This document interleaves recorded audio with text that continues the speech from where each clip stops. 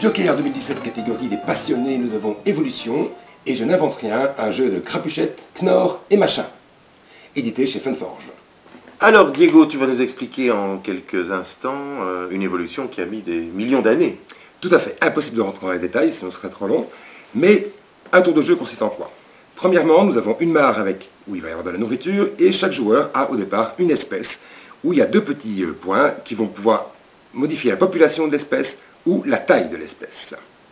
Voilà, le tour de jeu consiste dans l'utilisation des cartes qu'on a en main et qu'on a pu regarder évidemment. Toutes les cartes ont des fonctions spécifiques, il y a toujours une action particulière qui est marquée en dessous. Première chose à faire, c'est de choisir une de nos cartes qu'on va mettre dans les temps face cachée. Ces cartes vont déterminer le nombre d'alimentations qu'il va y avoir pour la phase alimentation. Qu'on va se partager. Exactement.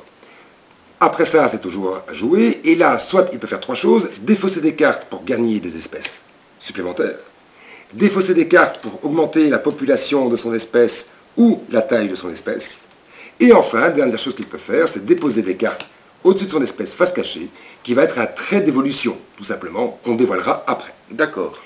Quand tout le monde a fait ce tour de jeu, on va d'abord retourner les traits de nos espèces, qui vont déterminer les actions possibles peut-être, et puis on va retourner les cartes qui étaient dans les temps, et on va faire la somme des points qui sont ici, c'est-à-dire 3 plus 6, on va mettre 9 petits jetons alimentation dans la mare. Ces cartes-là vont être défaussées. Et puis, toujours en commençant par le premier joueur, on va commencer à nourrir nos espèces. Oui.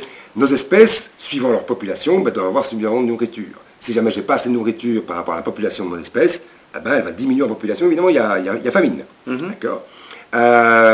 Il y a des herbivores, la plupart sont des herbivores, et donc on va manger des petites fleurs et des plantes, mais on peut aussi déterminer d'être carnivores, et les carnivores ne mangent pas d'herbe, c'est bien connu, et donc ils vont attaquer quelqu'un d'autre. Si je t'attaque par exemple, parce que j'étais carnivore, tu vas devoir réduire d'autant la taille, la population de ton animal évidemment, et tu risques même de faire mourir cette espèce, et donc ça veut dire que tu vas devoir la jeter, ainsi que toutes les cartes qui étaient au-dessus. À la fin du tour, si je n'ai plus d'espèces vivantes, tu en reprends une, j'en récupère une. Ok.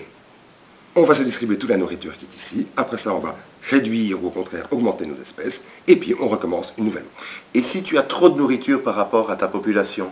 La nourriture ne peut pas être supérieure à la population. On ne sait pas gaspiller, les animaux ne gaspillent pas. Et tous nos petits jetons, à la fin de chaque manche, on va les enlever et les mettre dans un petit sac. Ça va être des points de victoire. Et c'est ça qui va déterminer celui qui aura le plus de points de victoire à la fin de jetons nourriture aura gagné. D'accord. Le jeu dure?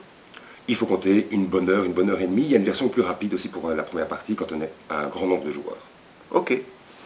Dis Alex, quand tu regardes ça, quel chemin parcouru entre ça et ça quand même? Oh, pas tellement, hein. Je dirais qu'il y a quand même une petite ressemblance.